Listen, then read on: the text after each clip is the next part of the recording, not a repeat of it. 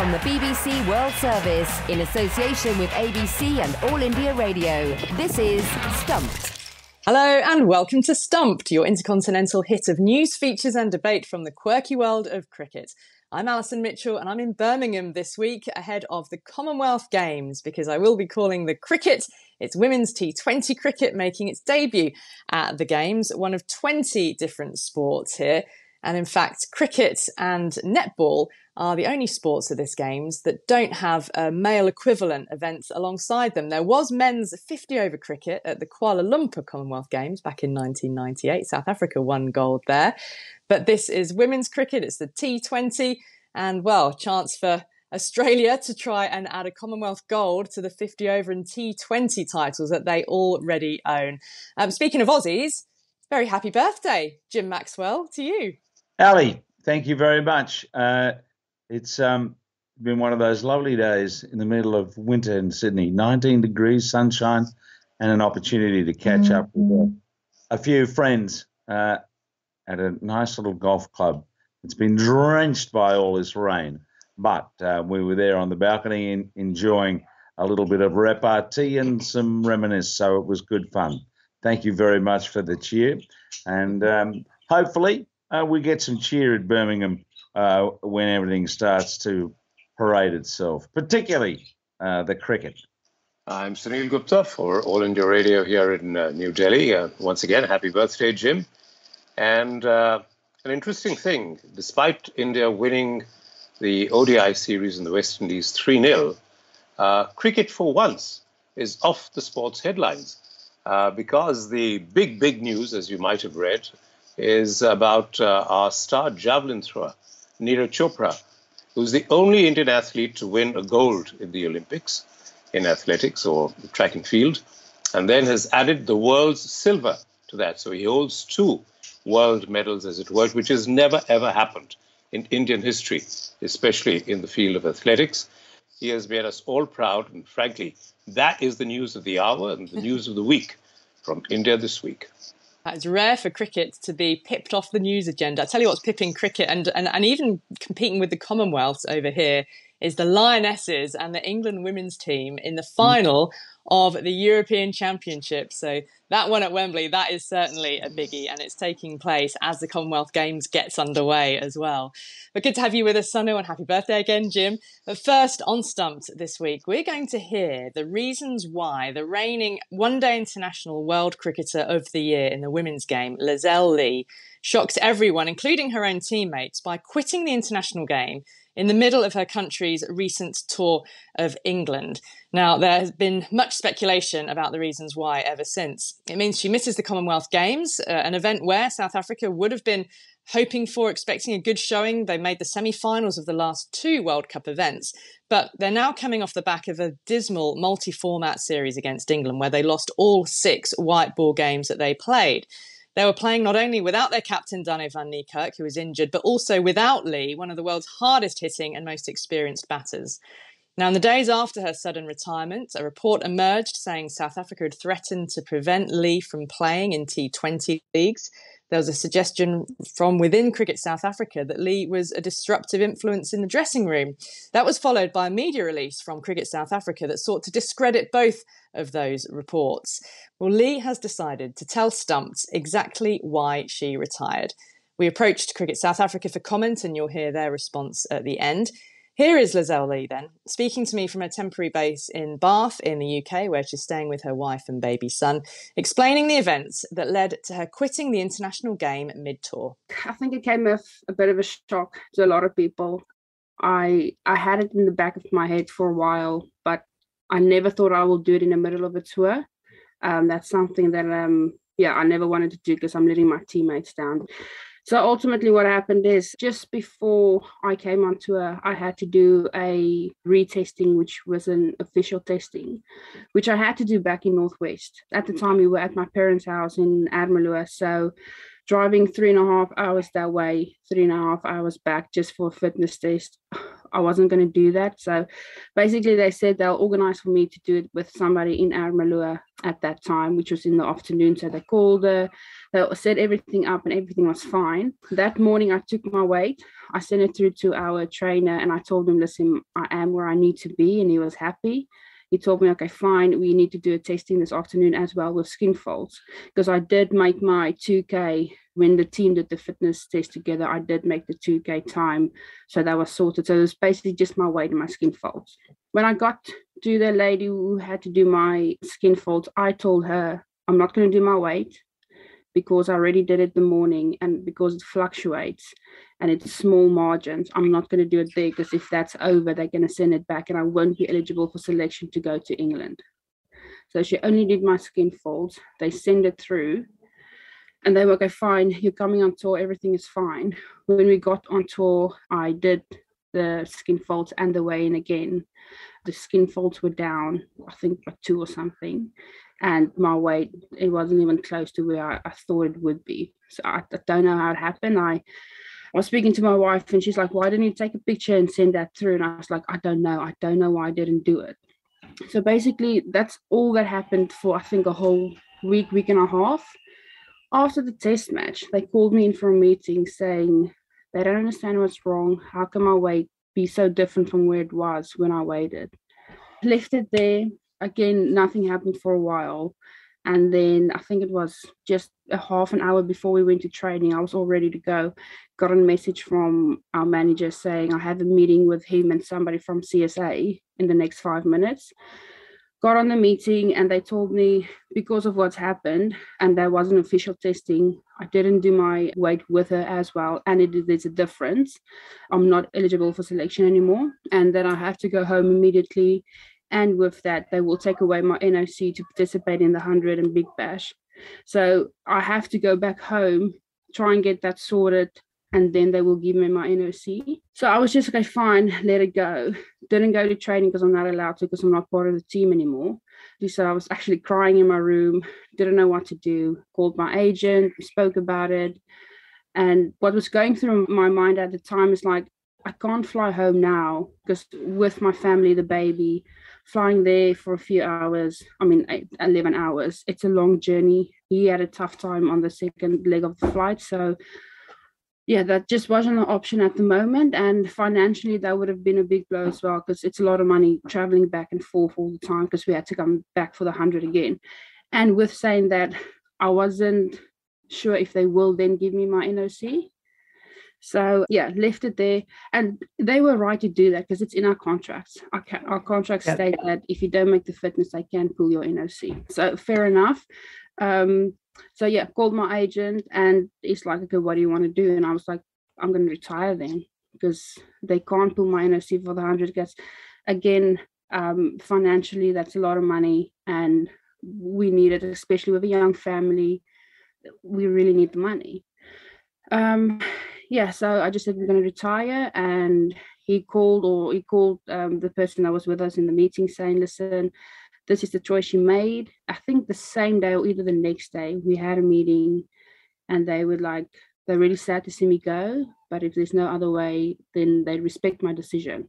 So there was no real thing about what can we do to make you stay or anything like that. It was just, okay, it's sad, but we respect your decision. Yeah, that's the story. And that's where you are at the moment. So am I right in saying then it sounds like there were 3 things at play from Cricket South Africa's point of view, that you didn't weigh yourself in the way that you were meant to, and you accept that that was a wrong-footed move by you. But then your weight, when it was measured by Cricket South Africa, that it wasn't where it was meant to be. Yes. And then the NOC issue came up, but that was sort of within the contractual right of Cricket South Africa to do that. So I want to just ask, first of all, in terms of the way that you're assessed as your fitness for cricket, the weight alone is an issue. That's one of many factors, isn't it? What to you makes you fit for cricket? Well, definitely not my weight. I mean, if I understand the running, if you don't make the running, they don't see you as fit enough to play, which I think was probably fine. The big thing that just got me is that I made the fitness physically. I did the running that I had to do. Basically, I'm fit to play. And I had this conversation with them before Ireland, because I got dropped in Ireland because of my weight as well. And I told them, you dropping me because the way I look and how much I weigh. And they said, no, we're dropping you because you failed the fitness battery. I said, yes, okay. But if you break the fitness battery down, what did I not make? I made the fitness, the running, but I didn't make my weight. So you're dropping me because of weight. So as a woman, that breaks me. That honestly, that is probably one of the toughest things to hear, is say you're not being able to play for a team because you weigh too much. I've been struggling with this for so long. Yes, I know it's what you put in your body and you have to train and everything, but it's not always that easy. So when you're told, and it sounds as if it's happened in the past as well, that the weight has been a difficult point within the rest of the fitness structure, are you then given support? What support have you been given in order to then to help you bring it to the level that Cricket South Africa want it to be? I never gotten any support from CSA with that. I mean, they never asked me, what do you need? What can we do to help you to lose weight? That's something I've always done on my own. My agent has asked me a few times, what can he do? But I mean, at the end of the day, it's what you eat. It's training and stuff. And after I've trained, I do my gym sessions.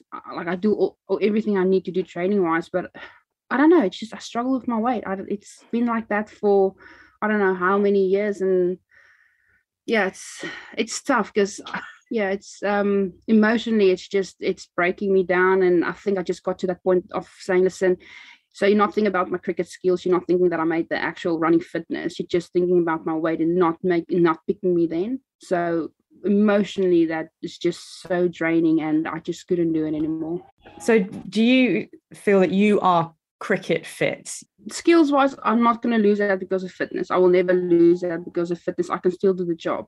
Yes, I don't look the way I need to look, and I know that. Sorry to interrupt, but that's interesting in itself. You say you don't look the way you need to look. Is it right that athletes sort of need to look a certain way, or should it just be about the way you can perform whatever you actually look like? But is that a function of professionalism? Do you feel that the game is starting to judge its athletes, its cricketers, on the way they look on the field? Well, it feels like it. I don't think it should be, but it feels like it from a personal point of view. I mean, and personally, I know I don't look like an athlete, but that doesn't mean I can't do my job. Like I said, emotionally, it just breaks a person down. Could you see any way back into the international fold from here? To be honest with you, at the moment, as things stands, no. I do think management needs to be changed. A few people needs to change, and there has to be fairness across the board. And I don't think that will change overnight. So no, not at this moment. Lizelle, appreciate you talking and sharing. Good luck, certainly, for the 100. And you are a huge miss in international cricket, but wish you all the best going forward and with your family as well. Thank you. And thank you for having me. And thank you for letting me tell my story. I really appreciate it.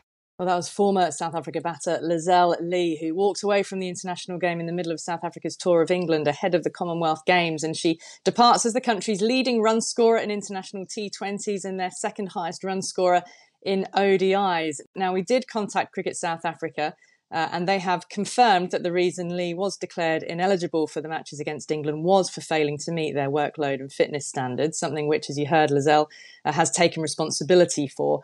And they've confirmed that that was the reason why they exercised their right to not grant an NOC, that's a no objection certificate, which would have meant that she wouldn't have been able to take part in leagues around the world until she'd met and then maintained those standards that CSA set out.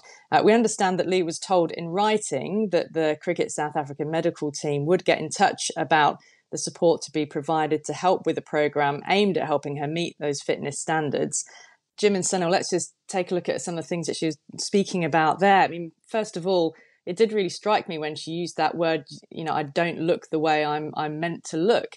Do cricketers need to look a certain way? I mean, we're not privy to the exact weight parameters or how that is calculated, or what Cricket South Africa say benchmarks they're setting, but this way that cricketers have to look a certain way. There seems to be some communication issue between Lizelle and the South African administration because they haven't clearly had a robust enough discussion about all this. She shouldn't be discriminated against because of her avoirdupois, but it's clear that the South Africans have put out a bit of a message there that you need to be a little bit thinner, as confusing as the discussion has been.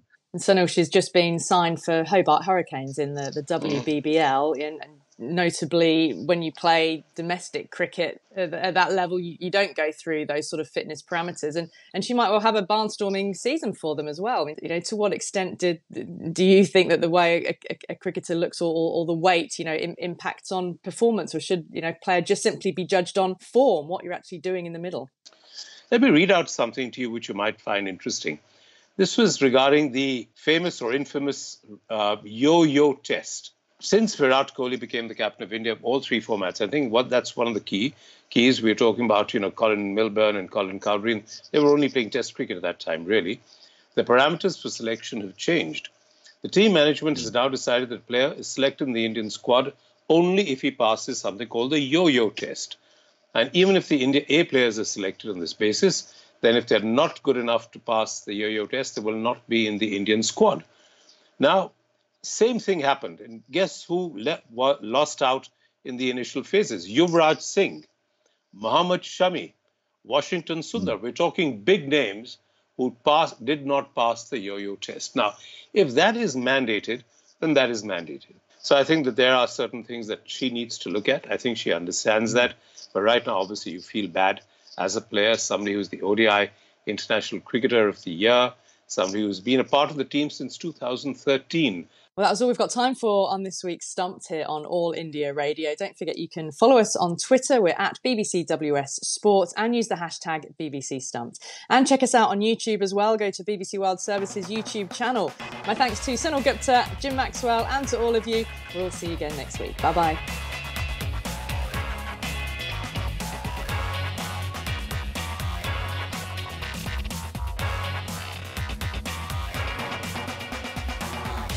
Stumped is a BBC sport production for the BBC World Service in association with the Australian Broadcasting Corporation and All India Radio.